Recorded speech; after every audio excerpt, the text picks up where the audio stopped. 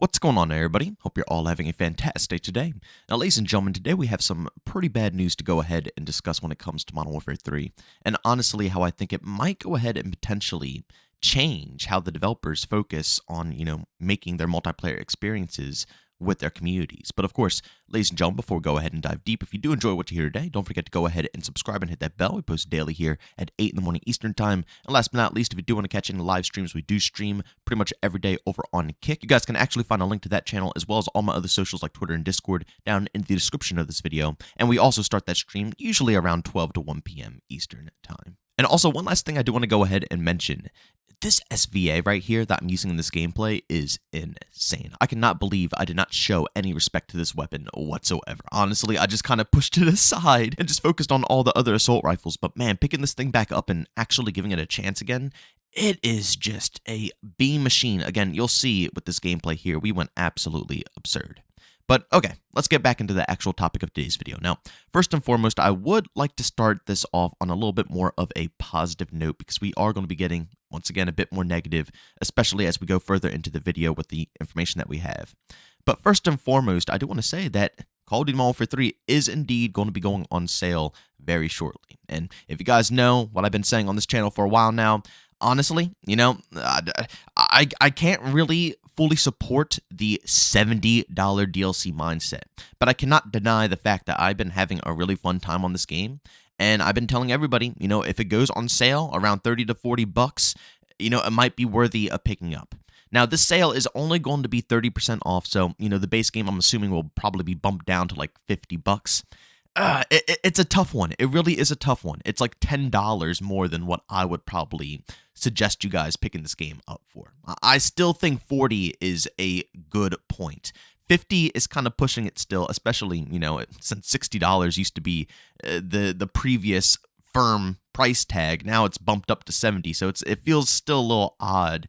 It doesn't, seem like a good sale for something that says 30% off. But it's up to you guys, obviously, if you think that it's really worth it. I Hear Zombies is actually a blast, and again, with multiplayer, I've been having a good time, minus the skill-based matchmaking, but it's up to you guys, obviously, to, go ahead and make that initial decision. But ladies and gentlemen, after what I show you guys right now, I feel like that's going to change your perspective on why this game is currently going on sale. As you can see right here from Charlie Intel, Call of Duty Modern Warfare 3 was the best-selling game in November in the UK. Sales of Modern Warfare 3, however, were 38% lower than that of Modern Warfare 2 sales in the first 3 weeks. So this game, honestly, if we're going to be real here, kinda got a realistic hit.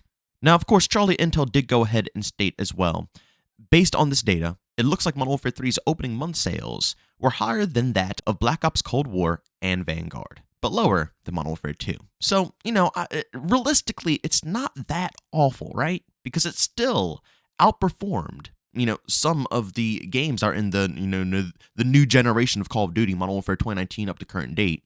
Black Ops Cold War and Vanguard completely got outsold by Modern Warfare 3. And Modern Warfare 3 was basically considered a DLC. So, technically, it's not the worst case scenario, but, let's be real. When it comes to business, all that matters is numbers. And I gotta be real with you.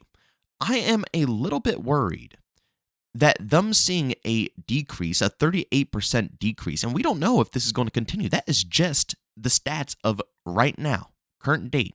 We don't know how it's going to turn out a year down the road, if they're going to be able to even sell copies of this game and people are going to even be interested. We have no clue what the outcome is going to be. I am a little bit worried that they're going to look at this and say, yep, this is what we get for listening to the community. Now, of course, there could be a lot of other things that could go wrong and they could choose to, hyper-focus, but I really do think that, they might pinpoint that. This game was literally advertised around community feedback. I mean, even the Call of Duty page itself was talking about, like the return of movement and, all these different things that the community has been hyper-focusing over the years. They are acknowledging it. They are selling this game off of it. And if this game is not meeting the sales that they're looking for, and knowing, their previous history, their track record, they would gladly blame it on us and then ego the community. It's a very sucky situation, and honestly, I feel bad for Sledgehammer Games having to be put in the middle of all this, man, because they did a great job. They listened to us, they fixed the game where it should be fixed, they improved things that need to be improved, they're on top of everything. Yeah, there's tons, and let's be honest, there's tons of bugs that have to be ironed out, fixed, rearranged, changed around, but honestly, compared to any other launch, this is probably the best team that works with the communities, Infinity Ward and Treyarch, and I enjoy Treyarch as well, and I know a lot of people fanboy like crazy over Treyarch, but we can't deny that they're not any better when it comes to polishing off their games when it comes to launching and how long it takes for them to update it. Sledgehammer has been really, cranking it out this time around, and it sucks to see that, a game that actually has a little bit of love behind it when it comes to community feedback is just getting pummeled so hard, but rightfully so. It's what they get. And, they should understand that it's only because of the way Activision forced out the product. People aren't stupid. Even though the game is good, it's a rushed product. You could just tell simply by the campaign. And also, all the information behind the scenes, the developers didn't even know half the time if this game was DLC or going to be a full-fledged out game. How are you supposed to create something that is good, that will last, if you can't even figure out if it's DLC or a full-fledged game? And again, it's not their fault. It's management. It's Activision. It's the top dogs because they were the ones that were flipping the switch. Oh, yeah, DLC now. Oh, wait, no, full game now. Oh, wait, yes, DLC now. How are they going to do anything about that? But again, Activision and I guess Microsoft now, we don't know. Maybe Microsoft will acknowledge it, but I don't think they will. I think they would gladly push it off on the community, blame us for, making a bad game or something or giving bad feedback. And instead of acknowledging the fact that they just rushed out a product and people aren't stupid enough to buy into that. Like I said, even with it being $50, it's hard to even encourage anybody buying that. I still think $30 to $40 is perfect. That's what I would pay for a DLC version of Modern Warfare 2 that upgraded everything. That is what, the price tag would be for me to pay. And, once it reaches down there, I can definitely encourage it. But for the time being, you gotta weigh the pros and the cons, especially with how management will handle this franchise in the future. And with these numbers, we have no clue what that's looking like. But ladies and gentlemen, I do have one last thing for you guys, a different perspective to this overall picture here. It was posted by the Ghost of Hope, and honestly, it does make a lot of sense. And, I wanted to throw it up here just so we can go ahead and cover both sides of the picture here. But he said, I don't think people realize that 38% off $1.2 billion, which is what Modern Warfare 2 made in its launch month, is still a $700 million launch month. For a game that was in development for around a year and a half and likely having a much lower budget than that of Modern Warfare 2. It's likely seen as a success. And honestly, that makes a lot of sense. A lot of these other games have a much bigger budget, a lot more time to prep, formulate something. And even though it didn't have the best, received campaign, it still outsold both Black Ops Cold War and Vanguard. And Microsoft might look at this and say, you know what, we cut the cost, we made just as much money as, we made before. And also, the multiplayer is getting some love from the community. Tone down the skill-based matchmaking, make a better campaign, and honestly, those numbers will probably skyrocket. But realistically, I don't know if they're going to look at it like that.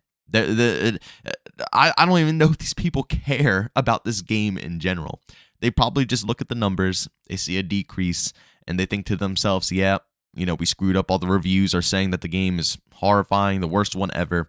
The community's wrong, so on and so forth. But of course, ladies and gentlemen, go down in the comment section, leave your opinions down below. How do you think Microsoft's going to go ahead and look at this overall picture? Do you think that they're going to be positive and say that this is a win because, obviously the price was cut, they didn't have to, put forth as much money and they still made a great return?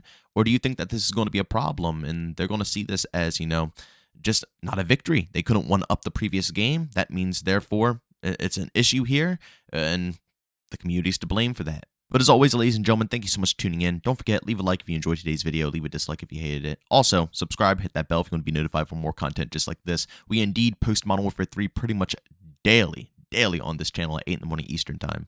And last but not least, we do stream as well pretty much daily over on Kick. So the gameplay that you're watching right here, man, we do it pretty much, like I said, daily over on Kick, and we do open lobby, so everybody is welcome to join whenever you feel like it. Of course, by all means, I have a link to that channel down in the description of this video, and that usually goes live around 12 to 1 p.m. Eastern Time. But as always, thank you for tuning in. I'll see you on the next one. Peace out.